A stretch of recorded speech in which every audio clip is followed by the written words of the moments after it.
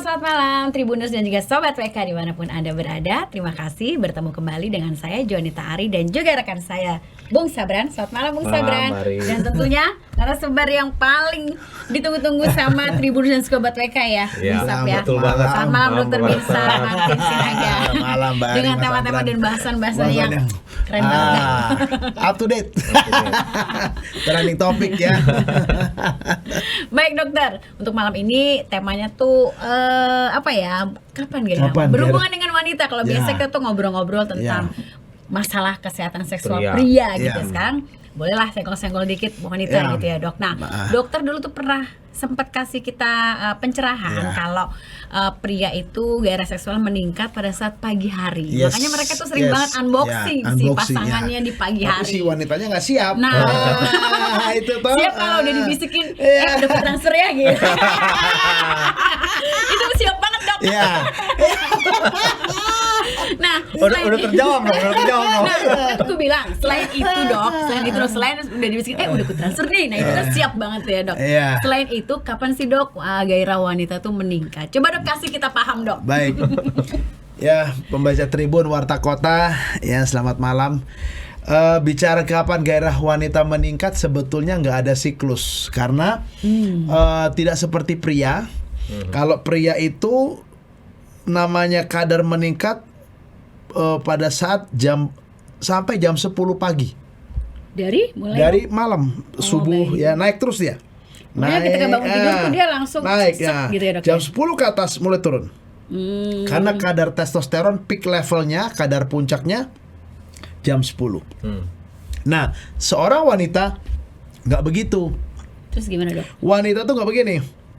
Nggak.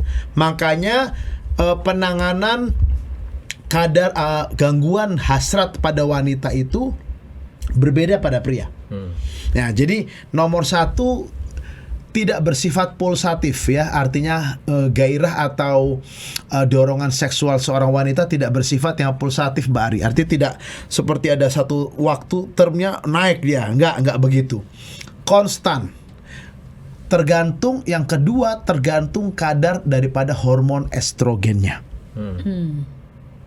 Dan pasti apakah ada penyakit atau bugar tidak seorang wanita tersebut. Usia juga dok? Usia, nah itu estrogen kalau dia menopause dan pasca menopause pasti akan turun. Tetapi penurunan itu sering saya ngomongkan, penurunan kadar estrogen itu tidak fatal, tidak drop banget, tapi artinya berkurang. Makanya menopause atau pasca menopause seorang wanita bukan berarti akhir hidup seorang wanita. Bukan berarti estrogennya habis. Selesai enggak. Seorang wanita pasca menopause masih bisa hubungan seksual. Nah, yang ketiga, problem hasrat pada wanita adalah problem 80% gangguan seksual pada wanita. Ya, jadi female sexual hypoactive desire disorder itu sangat menguasai yang namanya gangguan problem seksual pada wanita. Jadi 80%. Makanya kalau ditanya kapan gairah wanita meningkat secara periodik, tidak ada. Dia constantly. Konstan. Kalau dia bugar, estrogennya masih bagus, makanya saya bilang biasanya libido seorang wanita akan baik. Nah, banyak mitos di luar sana, pembaca Tribun dan Warta Kota harus tahu bahwa banyak mitos yang berkata libidonya pria lebih tinggi daripada wanita. Itu salah. Libido pria sama dengan wanita. Cuman wanita biasanya lebih tertutup, pinter sembunyiin, ya kan? Tunjukin ya. Iya, lain hal dengan pria. Man is a sexual man. Itu semboyan saya. Hardness is not matter. Ya, size is not matter. Hardness is matter. Nah, semboyan saya tuh, ya. Pendekar ya dok ya? Ya, itu semboyan yang harus diingat oleh para pembaca Tribun Warta Kota. Ya, sex is not everything, but without sex the marriage living is nothing. Ya kan? Iya, gitu. Jadi apa yang pada seorang wanita ya. Jadi itu ada beberapa poin yang penting ya. Tidak pernah ada yang namanya sifatnya periode gairah wanita. Terganggunya gairah itu 80% dari gangguan seksual wanita. Dan kemampuan sangat dipengaruhi oleh kadar estrogen dan kebugaran seorang wanita. Nah, menjadi persoalan adalah bagaimana meningkatkan libido seorang wanita. Nah, karena apa? Wanita itu, si perempuan itu sangat yang namanya rentan. Jadi, problem kedua adalah selain gairah, kemampuan orgasme. Kemampuan orgasme seorang wanita itu sangat-sangat rentan. Dalam satu hubungan seksual, bayangkan Mbak Ari, ya Mbak Ari kan wanita ya. 7 di antara 10 wanita tidak pernah orgasme. Di mana itu? Di Indonesia. Di luar negeri ada penelitian. Karena mereka dipaksa ya dok ya? Bukan. Terus dok? Karena ketidaktahuan si wanita dan karena keegoisan si pria. Makanya ada banyak pertanyaan ya, kalau ada dalam seminar, dalam satu tanya jawab atau satu pertanyaan, bagaimana si wanita ini bisa mengalami orgasme, saya cuma bilang si wanitanya itu dalam satu hubungan seksual pertama-tama dia harus orgasme, bukan prianya. Kita pernah bahas toh, kalau si prianya orgasme ada tandanya ejakulasi. Begitu dia ejakulasi, bisa nggak diereksi? Belum, nggak bisa. Selesai. Tapi si wanita harus orgasme duluan. Caranya bagaimana Mas Abran? Si wanitanya harus di atas, female on top. Posisi wanitanya harus di atas, woman on top. Ya, jadi supaya apa? Penis yang keras itu, yang keras ereksi itu bisa menyentuh klitoris dan G-spot. Nah, menjadi persoalan bagaimana kalau gairahnya kurang? Bagaimana kalau gairah wanita itu drop? Nah, itu yang menjadi masalah. Karena begitu gairahnya kurang, begitu libidonya wanitanya kurang, aliran darah ke vaginanya akan berkurang. Makanya aliran ke klitorisnya juga akan bermasalah. Kering vaginanya, nyeri, sensitivitasnya hilang, selesai. Makanya saya katakan tadi, berarti kembali saya bilang, apakah wanita itu sehat atau tidak? Nah, menjadi persoalan yang berikut adalah banyak wanita mengalami trauma psikologi, problem psikologi. Problem seksual tidak disebabkan oleh problem psikologi, Mbak Arya. Ya, camkan baik-baik ini Mas Abran. Ya, ini pelajaran nih, berapa SKS nih toh? Problem seksual wanita atau pria tidak pernah disebabkan oleh problem psikologi. Ya, pembaca Tribun Warta Kota harus paham. Tetapi problem psikologi memperberat problem seksual yang ada yang disebabkan oleh faktor badan, faktor tubuh. Nah, itu. Nah, itu makanya wanita tuh sangat rentan. Jadi pertanyaan saya, kembalikan kesimpulan, kalau begitu gairah wanita bagaimana, seperti naik turun nggak? Tidak. Sangat ditentukan oleh hormon, bugar, problem psikologi ada atau tidak. Karena bicara mood. Kalau lagi stres gitu berarti kemungkinan gairah nggak ada ya dok? Hilang.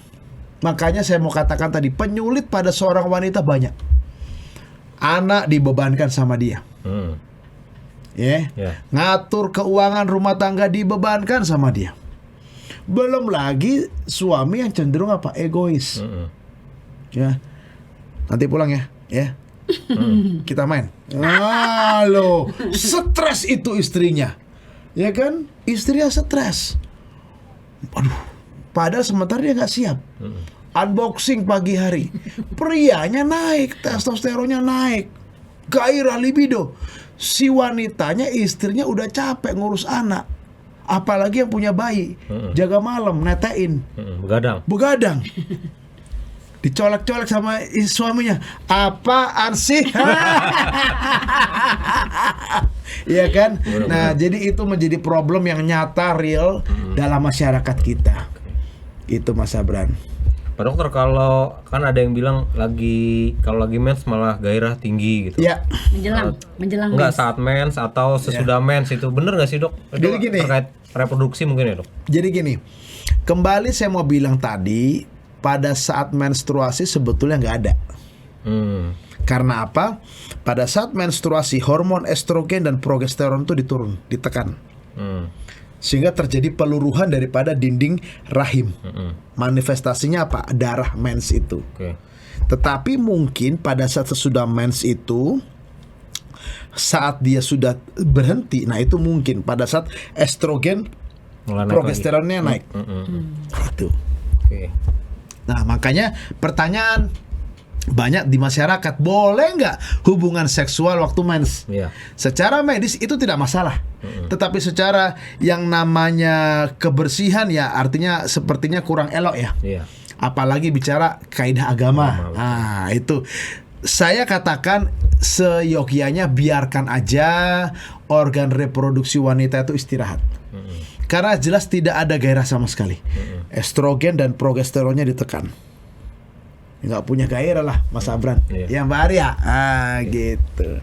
Tapi baik juga sih dok, para wanita-wanita di luar sana gitu Ya. dok yang bilang gue libidonya lebih meningkat kalau lagi mau mens gitu dok. Ya bisa. Jadi kayak mungkin masa subur ya dok, Ya. menjelang dan setelah mens kayaknya dok. Ya ini ya. Itu benar nggak sih dok kalau Ya. kayak gitu? Kalau dibilang masa subur tidak di situ. Jadi mungkin itu yang namanya perubahan hormon estrogen progesteron iya. Tapi kalau dibilang masa subur, pembaca Tribun Warta Kota harus tahu. Masa subur itu HPHT, hari pertama hari terakhir, tambahkan 14 hari.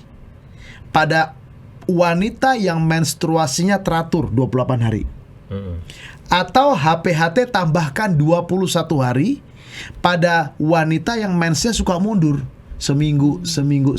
Nah, pada saat itu ditemukan tanggalnya, tambahkan plus minus 2 hari. Artinya sebelum itu dan sesudah itu, itulah masa subur 5 hari. Makanya kita sering sarankan ya hubungan seks lah sesering mungkin di 5 hari itu. Kemungkinan angka terjadinya kehamilan tinggi. Tapi sekarang kembali kepada apa? Kualitas telur, kembali kepada kualitas spermatozoa, kembali kepada mulut rahim, tuba falopia, organ-organ reproduksi wanita yang ada di situ. Itu aja. Tapi masa subur itu gairah benar dok? Atau enggak juga? Masa subur iya. Iya. Kalau dikatakan masa ovulasi, masa subur bagi seorang wanita. Pelepasan telur di situ, badan hangat dan memang situasionalnya libido lebih meningkat. Tetapi tidak pada setiap wanita Mas Abran. Ya, Sebagian besar gitu ya, sebagian besar. Tidak mesti ya. Kembali sekarang saya katakan bagaimana kualitas hasrat atau libido pada wanita sangat ditentukan oleh yang namanya personal, bugarnya, ya kadar hormonnya, ya itu dia. Jadi bisa dibilang dong dok kalau dorongan seksual wanita itu meningkat di masa subur, betul nggak sih dok? Bisa saya katakan iya betul. Jadi itu satu kondisi yang saya iakan secara medis, namun tidak berlaku sama rata. Sejauh mana tergantung daripada kualitas si perempuan atau wanita tersebut, ya begitu. Nah jadi bisa juga nih buat kaum pria gitu ya dok, kalau mau nyoba-nyoba gaya-gaya yang mungkin apa gitu ya di masa suburnya wanita nih, Mumpung pasti lagi nggak mau akan ya, ditolak mumpung lagi gitu ya. mau. Jadi kunci gitu Ya. ya. Oh yang aneh-aneh ya, mau yang aneh-aneh tuh. Mau gaya-gaya yang keren gitu dok. Misalnya flying fox atau apa. Ya, ini satu hal ini Mas Abran yang Mbak Arya buat pembaca Tribun Warta Kota ya, saya harus bilang loh. Tidak semua gaya itu menyenangkan buat si wanita. Ya. Jadi tunggulah sampai masa subur dia gitu dok. Bukan. Maksud saya di dalam masa subur itu kan tidak ada menstruasi. Iya. Masa subur itu cuma ditandai dengan adanya pelepasan telur. Telur. Masa subur itu pelepasan telur dari indung telur, bukan mens. Nah, memang mungkin gairah seksual meningkat bisa. Ya, tetapi tidak semua sexual lifestyle-nya, gaya hubungan seksnya itu menyenangkan. Ya, mau cungkat-cungkit sana sini ya. Nah, enggak.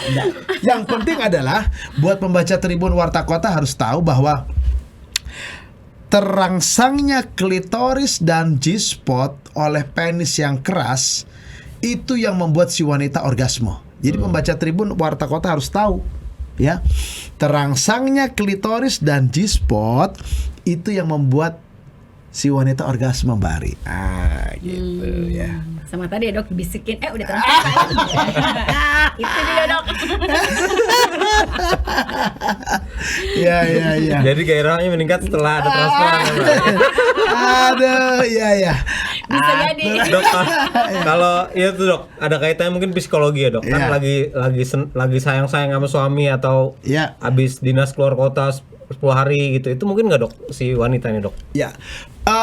Ini yang saya katakan LDR ini membuat masalah, Mbak Ari, ya, Kang masalah buat siapa nih dok? Pria atau wanitanya? Buat dua-duanya. Oh gitu. Karena begini, hasrat pria itu sifatnya pulsatif. Pulsatif itu artinya bisa muncul tiba-tiba. Sesuai waktu. 3 hari tidak berhubungan seks memang akan muncul gairah. Tapi kembali kepada kondisi fisik, kembali sejauh mana kadar testosteron pada seorang pria, sejauh mana gimana kondisi ada penyakit penyerta nggak komorbid, ya. Pada wanita kan saya sudah ngomong tadi tidak ada namanya kondisi naik turun, stabil ya. Apalagi cenderungnya dia dibebankan untuk ngurus anak, ya. Wanita cenderung lebih tenang. Makanya wanita yang kehilangan suami cenderungnya gimana, Bari? Mungkin nggak kawin, atau kawin ulang lama. Tapi coba pria kehilangan istri, baru 3 hari udah cari. Kuburannya belum kering ya, udah cari lagi. Ya itulah ya. Jadi ini kondisi, itulah yang namanya human life. Ya, pria wanita beda. Ya, jadi makanya saya katakan tadi LDR ini masalah. Nah, banyak keluhan pasien-pasien bilang sudah LDR 2 minggu sekali pulang, sebulan sekali pulang. Kok gairahnya hilang dok? Ya iya. Karena si pria juga kondisi badan dia gimana, itu psikologinya. Nah tadi psikologinya memperberat tidak? Itu dia. Demikian Mbak Ari. Baik dokter. Jadi untuk para ibu-ibu atau para mbak-mbak dan kakak-kakak wanita di luar sana ya, udah tahu kan ya, juga mungkin tanda juga ya buat para kaum pria ya dok. Kalau misalnya tahu di masa suburnya mungkin gairahnya meningkat tuh ya saat dia masa subur, atau ya itu tadi dibisikin udah transfer loh. Sayang udah transfer loh gitu. Gitu ya dok. Nah, tapi memang untuk gairah wanita sendiri ternyata itu nggak sama pria tadi seperti dokter katakan, sudah dokter berulang-ulang kali katakan lebih cenderung stabil dia ya begitu. Jadi sebenarnya kalau misalkan dia moodnya bagus, dibangunkan pada saat kapanpun tuh bisa ya, kondisinya badannya fit, ada problem psikologi atau tidak ya kan, kondisi hormonalnya bagus atau tidak, itu dia. Tambah transferan ya Mbak Ri. Cocok lah tuh. Cocok ya. Jadi sebenarnya tapi walaupun gairah seorang wanita itu meningkat, belum tentu juga berhasil, angka keberhasilan untuk kehamilan tuh juga nggak ditentukan dari gairah dong ya dok. Tidak. Jadi buat pembaca Tribun Warta Kota saya harus kasih tahu, gairah seorang wanita tidak menentukan angka kehamilan, keberhasilan kehamilan. Ya, karena banyak di luar sana Mbak Ari punya satu stigma pendapat kalau si wanita subur, ini ovulasi. Dok. Ini bisa hamil. Belum tentu ya dok ya. Kembali tergantung daripada kondisi indung telur dan telurnya, kondisi jalan daripada jalan spermanya dari mulut rahim, bahkan ketiga tergantung daripada kondisi tubuhnya si wanita tersebut ya. Itu Mbak Ari Mas Abran ya. Jadi kalau istilah hyper untuk wanita tuh nggak ada ya dok? Nah, that's a good question. Pertanyaan bagus tuh ya. Jadi hiperseks sebetulnya tidak ada. Tidak ada ya. Terus untuk perempuan di luar sana yang mengalami hal itu kenapa tuh ya dok? Gini, hubungan seks antara pasangan suami istri, hubungan seks selalu adalah kesepakatan. Oke. Satu, kesepakatan. Yang kedua, bersifat spontan. Jangan pernah janji. Nanti ya, malam ya. Bubar. Gitu kan? Jadi mending surprise. Ya, jadi spontan, kesepakatan. Nah, makanya terjadinya keluhan, wah kamu hiperseks kamu. Nah, biasanya itu adalah pasangannya yang tidak bisa mengimbangi. Oke. Wanita, kembali saya sudah pernah bilang bahwa wanita gairahnya stabil. Pria pulsatif, bisa muncul 3 hari gak hubungan, dorongannya kuat. 3 hari, wah seminggu pasti. Nah, menjadi persoalan adalah dikala pasangannya gak siap. Tahu nggak Mas Abran, kalau seorang pria, man is a sexual man, ya pasti ngomongnya bicara masalah itu terus, otaknya juga situ terus. Ya kan? Buktinya apa? Ada wanita yang seksi pasti matanya, wah wanita nggak begitu, dia lebih tenang gitu toh. Ya kabar ya. Jadi makanya hiperseks itu adalah satu kondisi di mana salah satu pihak tidak bisa mengimbangi. Sehingga ada satu diagnosis atau satu sebutan, wah dia hiperseks. Nah itu. Padahal nggak ada itu. Padahal nggak ada. Seks adalah kesepakatan. Seks adalah spontan. Itu aja rumusnya. Ya. Baik, Bari cukup. Baik dokter, terima kasih untuk penjelasan malam ini tentang gairah wanita. Yang ternyata itu bisa dibangunkan kapan saja. Anytime. Nggak seperti pria toh, pagi hari ya kan. Nah, tadi bilang asal ada transferan katanya. Terima kasih dokter sudah memberikan penjelasan dan juga info-infonya menarik untuk kita simak, dan silakan untuk highlights ya, kesimpulan dari talk show malam ini buat pembaca Tribun Warta Kota. Gairah seksual wanita itu tidak ada yang namanya bersifat pulsatif, dia stabil setiap waktu. Gairah seorang wanita sangat dipengaruhi oleh kondisi psikologi karena kondisi tanggung jawab dia yang berat, lalu yang kedua kebugaran tubuh dia, lalu yang ketiga hormonal. Ya, makanya orang menopause, pasca menopause itu gairah seksualnya seorang wanita yang mengalami menopause dan pasca menopause pasti akan berat. Ya, bukan berarti hilang. Ya, kembali saya tekankan, bukan berarti hilang, tapi agak sedikit menurun. Ya, penurunannya bervariasi. Lalu yang kedua, apakah bisa diobati? Sangat bisa. Nah, bagaimana untuk mengatur yang namanya keintiman atau libido pria wanita ini? Perlu kesepakatan.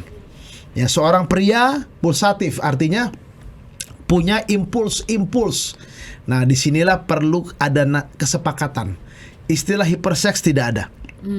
Kesepakatan, sexual intercourse, kesepakatan spontan. Ya, jadi kalau itu terganggu, makanya bisa terjadi problem. Bilang hiperseks ya. Yang ketiga yang berikut adalah kondisi gairah seorang wanita tidak menentukan angka keberhasilan kehamilan. Ya, ovulasi bisa saja gairah wanita meningkat, tapi belum tentu berhasil hamil. Nah, itu. Jadi itu saja Mas Abran dan Mbak Ari bagi pembaca Tribun Warta Kota yang ingin mungkin ya berkonsultasi, tanya-tanya lebih lanjut, silakan chat ke WA saya ya di 0813-8231-7586. Pasti saya jawab, dan saya praktek di Jakarta Selatan, di Depok dan di Bogor. Terima kasih Mas Abran. Terima kasih Pak Dokter. Dan Mbak Ari ya untuk kesempatan malam ini bisa berbagi buat pembaca Tribun dan Warta Kota. Baik. Ya. Oke, Mbak Ari. Baik Sobat WK dan Tribuners, terima kasih sudah menyimak obrolan kita malam ini yang cukup informatif. Minggu depan kita bertemu lagi dengan tema-tema lain yang tentunya tidak kalah menarik. Ya. Baik, kalau ada usulan tema dari penonton sekalian, silakan komentar di kolom komentar. atau Instagram Warta Kota Live. Baik, terima kasih. Selamat malam. Sampai jumpa. Selamat malam. Jumpa. Jangan lupa subscribe ya.